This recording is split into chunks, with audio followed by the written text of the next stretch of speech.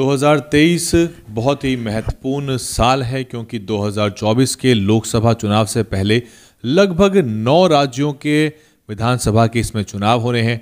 BSP की हम बात करें तो बीएसपी के लिए 2023 बहुत महत्वपूर्ण है क्योंकि कई ऐसे राज्यों में चुनाव हैं जहां से बीएसपी एक पॉजिटिव नोट पे 2024 में एंटर कर सकती है।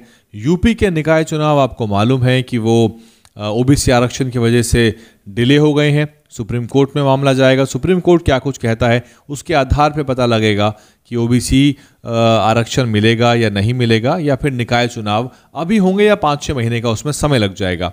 बसपा के लिए छत्तीसगढ़, राजस्थान और मध्य प्रदेश बहुत महत्वपूर्ण है। इन तीनों राज्यों में चुनाव है।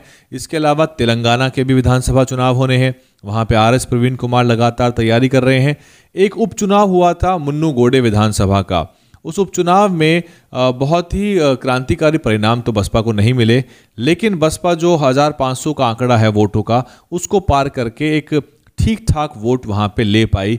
और इससे आरएस प्रवीण कुमार को समझ में आया होगा कि कितनी मेहनत करनी और बाकी है, लेकिन संभावनाएं ज़रूर हैं। कर्नाटक के भी विधानसभा के चुनाव होने हैं 2023 में ही। इससे पहले बीएसपी वहाँ पे विधायक जिता चुकी है, बहुत पहले 1993 में जिताया था। उसके बाद जो पिछले विधानसभा चुनाव हुए थे उसमें भी एन महेश को बसपा ने जिताया था और वो देवेगौड़ा सरकार में गठबंधन में मंत्री बने थे। बीएसपी का मंत्री यूपी के बाहर बना, शिक्षा मंत्री के रूप में उन्होंने काम किया।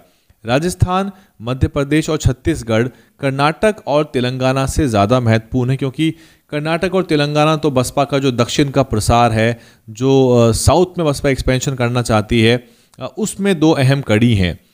हालांकि वहाँ कोई बहुत बड़े परिणाम रातों रात आ जाएंगे ऐसा नहीं है, लेकिन बसपा के आंकड़े बेहतर करने के लिए राजस्थान, मध्य प्रदेश, छत्तीसगढ़ तीनों ही इंपॉर्टेंट हैं। छत्तीसगढ़ की अगर हम बात करें तो अब तक हुए विधानसभा चुनावों में छत्तीसगढ़ में बसपा कभी बैरंग नहीं लौटी है। बसपा ने कभी भी वहाँ पे शून्य का आंकड़ा नहीं हासिल किया। हर बार 1-2 उन्होंने विधायक जिताए ही हैं। छत्तीसगढ़ महत्वपूर्ण है। जांजगीर चंपा जैसा इलाका वहाँ पे पड़ता है जहाँ पे साहब कांशीराम ने अपने चुनावों की शुरुआत की थी। और अगर वहाँ की समस्याएं देखें, आदिवासियों का पूरा समीकरण देखें तो बसपा वहाँ ज़मीन तैयार कर सकती है। बसपा ने पहले भी मेहनत की थी। दाऊराम रत्नाकर साहब जैसे पुराने नेता वहाँ पे लगे हुए हैं। हेमंत पोयाम प्रदेश अध्यक्ष के रूप में सक्रिय हैं। रामजी गौतम वहाँ के प्रभारी हैं। बसपा वो लगातार वहाँ जाते हैं, आदिवासियों के इलाकों में बहुत सारी मीटिंग करते हैं, सभाएं करते हैं जिनके बारे में आपको पता नहीं चल पाता होगा और कभी कभी संभव होता है तो हम भी रिपोर्ट बनाते हैं। मध्य प्रदेश बहुत महत्वपूर्ण है बीएसपी के लिए। हालांकि वहाँ आम आदमी पार्टी बसपा को चुनौती दे चुकी है। आपको मालूम होगा उत्तर प्रदेश के बाहर जिन राज्यों में बसपा ने सांसद जिताए हैं उसमें से मध्य प्रदेश भी एक है। मध्य प्रदेश में बसपा ने सांसद जिताए, रीवा सतना से जिताए और बहुत ही कमाल की ऐतिहासिक जीत रही। आपको सारी कहानी मैं कई बार बता चुका हूं। अगर हम विधानसभा की बात करें तो पिछली विधानसभा में बसपा ने 2 सीट जीती थी, भिंड से संजू और पथरिया से रामबाई सिंह परिहार। इन दोनों सीटों पे बसपा ने अपने विधायक जिताए। हालांकि भिंड की सीट का तो मैं नहीं कह सकता, शायद अब वो बसपा के साथ नहीं चल रहे हैं, उन्होंने अपने अलग संबंध स्थापित कर लिया अन्य पार्टियों से। लेकिन रामबाई सिंह परिहार बसपा के साथ हैं क्योंकि वो अभी रामजी गौतम साहब के साथ नजर आई थी। अभी निवाड़ी में एक मामला हुआ था, वहाँ पे रामजी गौतम साहब गए थे और इस तरह के अत्याचार उत्पीड़न के मामलों में रामबाई सिंह परिहार साथ हैं और वो बसपा की बात कर रही हैं। हालांकि कई बार बहुत सी अटकलें लगी कि वो मंत्री पद के लिए भागदौड़ कर रही थी, लेकिन वो बातें सब पुरानी हो गई। जब कांग्रेस की सरकार गिर के भाजपा की सरकार बनी थी वो सब तब की बात रहा करती थी। तो मध्य प्रदेश में बसपा को ताकत लगानी चाहिए और मध्य प्रदेश में किसी भी प्रकार की जो ऑर्गेनाइजेशनल प्रॉब्लम्स हैं उसको सॉल्व करते हुए बसपा वहाँ तैयार करे अपनी ज़मीन, क्योंकि वहाँ पे जातीय अत्याचार उत्पीड़न भी है और बाकी समस्याएं भी मौजूद हैं। और उत्तर प्रदेश से जो लगा हुआ इलाका है वो काफ़ी बसपा के लिए हमेशा ही फर्टाइल रहा है। मुरैना और मुरैना से आगे चलें तो ग्वालियर संभाग जो है पूरा, और बल्कि ट्राइबल बेल्ट में बसपा को काम करना चाहिए क्योंकि बसपा वहाँ पर भी अच्छा कर सकती है। राजस्थान बसपा के लिए बहुत महत्वपूर्ण है। राजस्थान में बसपा ने 7.66% तक का वोट लिया है, कभी 3 तो कभी 6 विधायक वहाँ जिताए हैं। और राजस्थान की जो सामाजिक पृष्ठभूमि है वो इसी तरह की है कि वहाँ उत्तर प्रदेश की तरह ही परिणाम आ सकते हैं, लेकिन बसपा जो है उतनी ताकत लगा पाएगी या नहीं ये तो परिणाम बताएगा। लेकिन राजस्थान में वर्तमान में बहुत से अत्याचार उत्पीड़न हो रहे हैं, लगातार हो रहे हैं। कांग्रेस की भारत जोड़ो यात्रा जब गई थी तो वहां इंद्र मेघवाल के परिजनों पे हमला हो रहा था। बसपा हर छोटे मुद्दे को आंदोलन में अगर तब्दील कर पाए और लोगों को ये विश्वास दिला पाए कि बसपा वाकई में एक विकल्प बन सकती है, तो वहाँ बसपा के टिकट पे चुनाव लड़ने वालों की भरमार है। लेकिन बसपा को ये इंश्योर करना पड़ेगा कि ऐसे लोगों को चुनाव लड़वाया जाए जो पार्टी में बने रहें। केवल बसपा को चुनाव परिणाम से मतलब नहीं होना चाहिए, उनको नेता भी चाहिए। केवल आंकड़े उनके पास आ जाएं, यानी कि पिछली बार 6 विधायक जीते थे, लेकिन वो बसपा में नहीं है, लेकिन वो जो आंकड़े हैं, वो जो वोट पड़े हैं, वो तो बसपा के खाते में ही गिने जाएंगे। बसपा के सामने राष्ट्रीय पार्टी की भी चुनौती है और बसपा को अब अपने रिसोर्सेज, मैन, मटेरियल और जो उनकी मनी है, यानी कि जितने उनके संसाधन हैं, उसको बहुत तोल के इस्तेमाल करना होगा।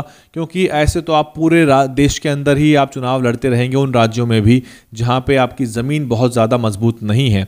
तो डिसाइड करना पड़ेगा कि बसपा क्या हासिल करना चाहती है, क्योंकि उत्तर प्रदेश सबसे ज़्यादा महत्वपूर्ण है। और उत्तर प्रदेश से पहले हिंदी बेल्ट के जो ये 3 राज्य हैं, राजस्थान, मध्य प्रदेश और छत्तीसगढ़, इसमें बसपा अगर 2-2, 3-3, 4-4 विधायक जिताती है, मसलन फर्ज कर लीजिए कि 5-5 विधायक तीनों ही राज्यों में जिताती है और 5-7% का वोट मिलता है, तो बहुत ही ज़्यादा पॉजिटिव नोट के साथ बसपा लोकसभा चुनाव की तरफ अप्रोच कर सकती है। चुनौतियां बहुत सारी हैं बीएसपी के सामने और बीएसपी को उनको सॉल्व करने के लिए ज़रूर कुछ नए काम करने होंगे, क्योंकि बसपा को पता है वो ढर्रे की राजनीति बड़ी खतरनाक है। उसने बसपा को यहाँ तक ला दिया है कि यूपी में बसपा के पास 1 विधायक है और 13% का वोट है। वो पार्टी जो 29% वोट लिया करती थी, वो अब 13% पे आ गई है और वोट कहाँ गया किसी को नहीं पता है। कुछ सपा में गया होगा, कुछ भाजपा में गया होगा यूपी में। ये 3 राज्य हैं जो बसपा की डगमगाती नैया को पार लगा सकते हैं और फिर उसके बाद 27 के चुनाव के लिए बसपा काफ़ी पॉजिटिव नोट के साथ एंटर कर सकती है। नहीं तो चुनौतियां बहुत बड़ी हैं। राजस्थान में बसपा को रणनीति बनानी होगी कि वो वहाँ के सारे स्थानीय मुद्दों के साथ साथ जातीय अत्याचार उत्पीड़न के मुद्दों को प्रमुखता से उठाए, घेरे और किसी भी मामले में मीडिया में आने का जो मौका है उसको ना चूके। अभी एक बॉडी बिल्डर हैं प्रिया सिंह, वो जीत के आई हैं वहाँ पे, तो बसपा को उनको सम्मानित करना चाहिए था। सीधे ले जाते, उनको बहन जी से मिलवाते और राजस्थान की पूरी टीम उनको सम्मानित करवाती। वो अशोक गहलोत से मिलके आ गई हैं, अशोक गहलोत ने उनको सम्मानित किया है। तो बसपा को ऐसे कोई भी मौके, चाहे वो उत्पीड़न अत्याचार के मामले हों, चाहे उपलब्धियां हों, मीडिया में रहने के लिए, लोगों के दिल में घर बनाने के लिए, ये सारे हथकंडे अपनाने चाहिए। यही मध्य प्रदेश पे भी लागू है। देखा जाए तो मध्य प्रदेश की यूनिट काफ़ी ज़्यादा सक्रिय है इस टाइम पे, काफ़ी सारी चीज़ों में वो एक्टिव है, अत्याचार उत्पीड़न में भी काफ़ी एक्टिव है। राजस्थान की बनिस्बत इस वक्त मध्य प्रदेश ज़्यादा सक्रिय है, लेकिन बीएसपी को अपनी ओवरऑल इमेज पे काम करना चाहिए और चुनाव को सेंट्रली कंट्रोल करना चाहिए। बहुत इंपॉर्टेंट है। बहन मायावती की सक्रियता ही सभी राज्यों की सफलता का राज बन सकती है। इस पूरे विश्लेषण पे आप क्या कुछ सोचते हैं और क्या आपको लग रहा है कि 24 में जाते जाते बसपा के क्या आंकड़े होंगे इन तीनों राज्यों में? कमेंट करके हमको बताइए। DNN हिंदी को सब्सक्राइब करने के लिए दबाएं लाल रंग का सब्सक्राइब बटन और घंटी का बटन दबाकर ऑल नोटिफिकेशन पर क्लिक करें। चैनल को जिंदा रखने के लिए नीले रंग का ज्वाइन बटन दबाकर चैनल को आर्थिक सहयोग करें।